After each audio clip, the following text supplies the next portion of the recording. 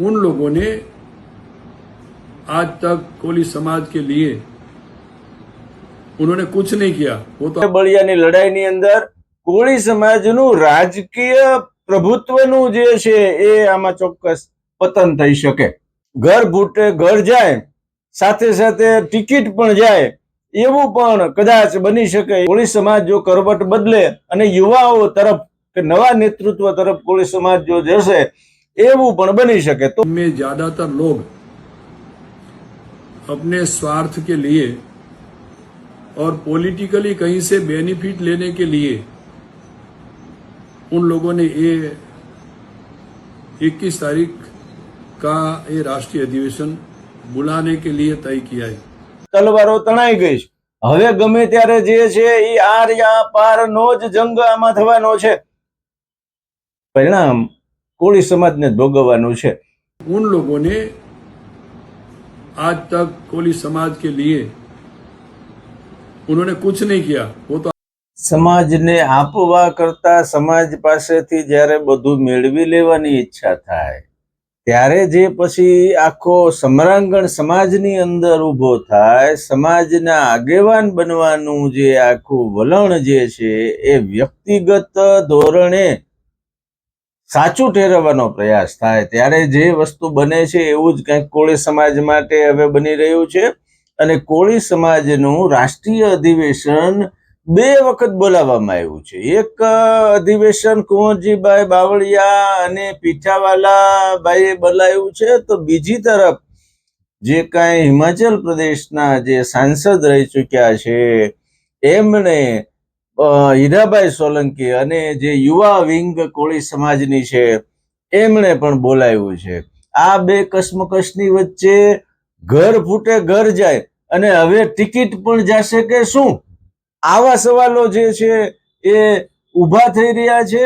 ખરેખર કોળી સમાજના નામે આગામી વિધાનસભાની ચૂંટણીમાં પોતાનાને ધારાસભાની ટિકિટ અપાવવા માટે આખું જે છે એ જેને કહી શકાય કે હું જ બાહુબલી એવું લાગે છે। ભાવનગરથી શરૂ થઈ અને સુરેન્દ્રનગર સુધીનો જે આખો કોળી સમાજનો પટ્ટો છે અને જે અન્ય વિસ્તારોમાં કોળી સમાજનું પ્રભુત્વ છે એને અંકે કરવા માટે કદાચ આવું બની રહ્યું છે એવું લાગી રહ્યું છે। નમસ્કાર, ઇવનિંગ પોસ્ટ ન્યૂઝમાં હું છું આપની સાથે કુમાર।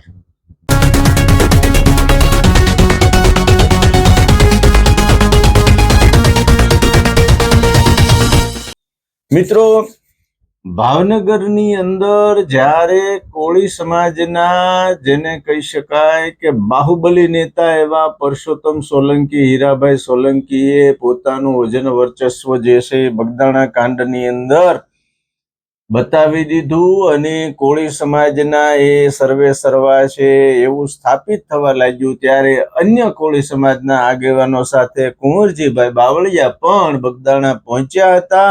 એ સિવાય બોટાદની ઘટના, રાજકોટની ઘટના અને સુરેન્દ્રનગરની અંદર બનેલી કેટલીક ઘટનાઓમાં કોળી સમાજની અંદર પોતાનું વજન વર્ચસ્વ બતાવવા માટે જે કાંઈ જૂના કોળી સમાજના આગેવાનો છે એ એમ કહી શકાય કે દેવજીભાઈ ફતેપરા જે છે, ચૌહાણ ભાઈ જે છે ચોટીલા, કે કુંવરજીભાઈ જે છે, પરસોત્તમભાઈ હીરાભાઈ સહિતના જે ભાવનગરના અન્ય આગેવાનો છે એની સામે યુવા આગેવાનો રાજુભાઈ જે છે, પછી માની લ્યો કે ભાઈ આમ આદમી પાર્ટીના જે છે એ યુવા નેતા છે ચાવડાભાઈ છે, ઝાલાભાઈ છે, યુવાની એક નવી ટીમ આખી ઊભી થઈ છે। ભારતીય જનતા પાર્ટીને લાગે વળગે છે ત્યાં સુધી યુવાઓની જે એકતા જે છે એ આપણે કોંગ્રેસ હોય કે ભાજપ હોય કે આમ આદમી પાર્ટી હોય, પણ આગામી વિધાનસભાની ચૂંટણીની અંદર આ ખેલ મોટો પડવાનો છે।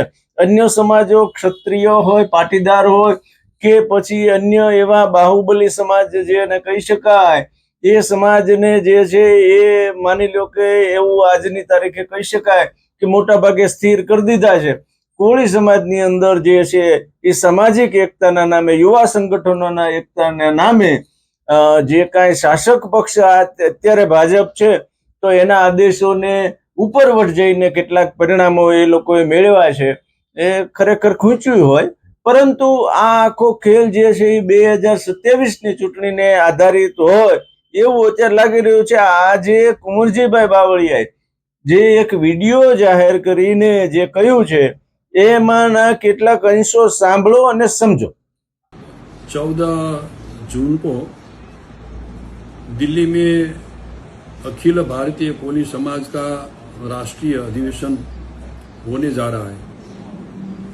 महाराष्ट्र के सभी कोली समाज के बंधुओं को मेरी विनती है कि आप 14 जून को ये राष्ट्रीय अधिवेशन में आने के लिए मैं आप सबको आमंत्रित करता हूं.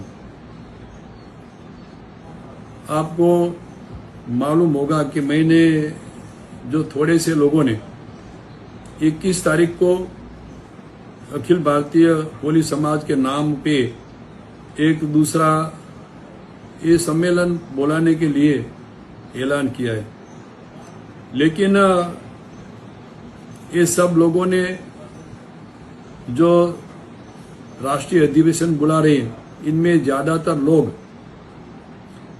अपने स्वार्थ के लिए और पॉलिटिकली कहीं से बेनिफिट लेने के लिए उन लोगों ने ये 21 तारीख का ये राष्ट्रीय अधिवेशन बुलाने के लिए तय किया है.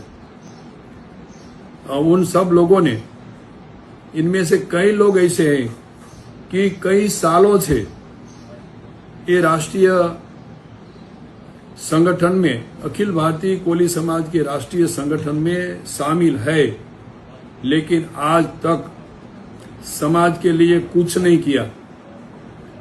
चाहे गुजरात के 3-4 लोग हैं, चाहे दूसरे स्टेट में से कोई, मध्य प्रदेश में से या दिल्ली में से कोई समाज के अखिल भारतीय कोली समाज का ये राष्ट्रीय अधिवेशन बुलाने के लिए ये सब ने तय किया है, लेकिन उन लोगों ने आज तक कोली समाज के लिए उन्होंने कुछ नहीं किया. वो तो आप सबको भी मालूम है. और ये जो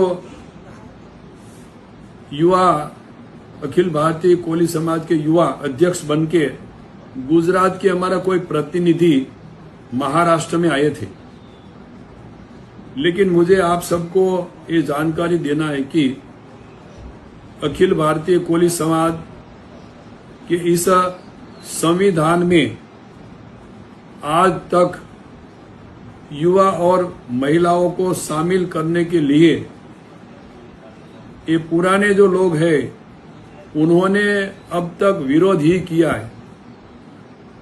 युवाओं को, महिलाओं को शामिल करने के लिए वो तो तैयार थे ही नहीं. जब मुझे अखिल भारतीय कोली समाज का राष्ट्रीय अध्यक्ष की जिम्मेदारी दी, उस टाइम से मैंने युवा और महिलाओं को शामिल करने का पूरा प्रयास किया है. इसीलिए आप सब संगठन के साथ जुड़े हुए कोली समाज के बंधु सबको विनती है कि आप ये 14 जून को खास करके प्रमुख लोग जो हमारे साथ जुड़े हुए उन सबको आमंत्रित करने के लिए मैं वहीं का जो महाराष्ट्र का लखेपुरिया जी है उनकी अध्यक्षता में 15-20 लोग वहां आने के लिए मैं उनको आमंत्रित करता हूं. फिर से 14 जून ये हमारा राष्ट्रीय अधिवेशन, ये मूल अखिल भारतीय कोली समाज का ये अधिवेशन है. मुझे भी आपको मिलने के लिए महाराष्ट्र में आने का मैं सोच रहा था, लेकिन मेरे पास इतना टाइम नहीं मिलने की वजह से मैं वहीं नहीं आ पाया. तो फिर से आप सबको मैं खुद ये आमंत्रित करने के लिए मैंने वीडियो बना के आपको 14 जून को आप न्यू दिल्ली पधारे, ऐसी मेरी आप सबको विनती है।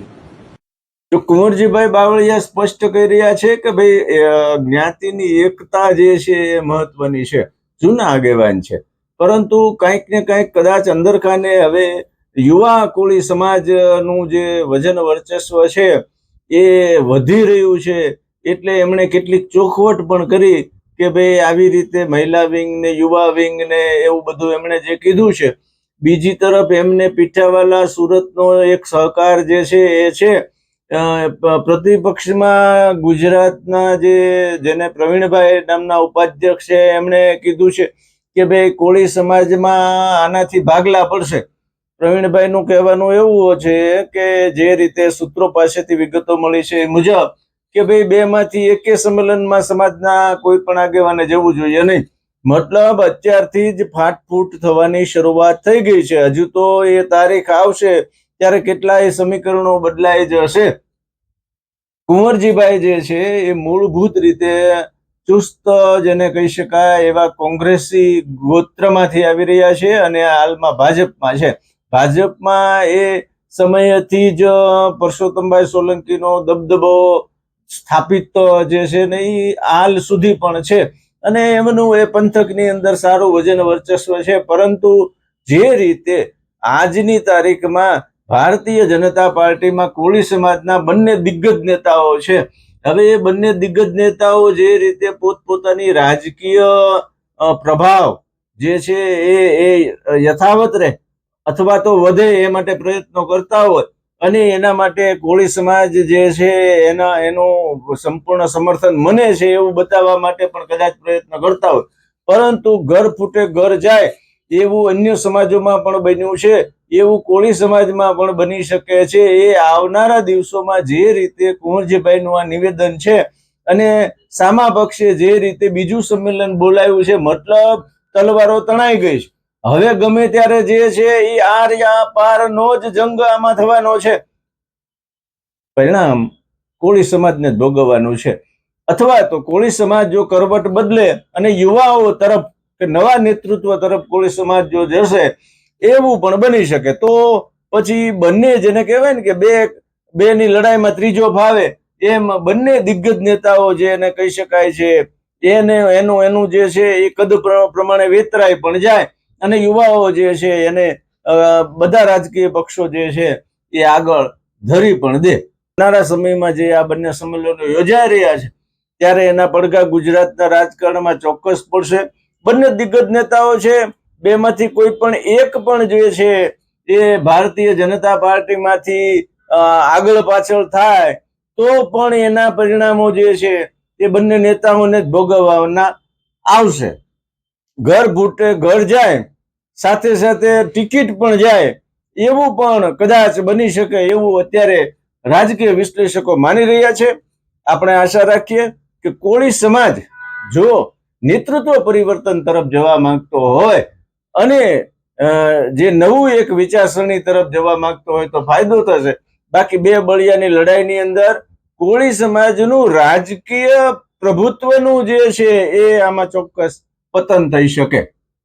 આશા રાખીએ કે આગામી સમયની અંદર કોળી સમાજની એકતા ઉપર ધ્યાન આપી અને આગળ વધશે. ઇવનિંગ પોસ્ટ ન્યૂઝમાં અત્યારે એટલું જ. આભાર. જો આપને અમારો આ પ્રયાસ ગમ્યો હોય તો ઇવનિંગ પોસ્ટ ન્યૂઝને લાઈક કરો, શેર કરો, સબસ્ક્રાઇબ કરજો.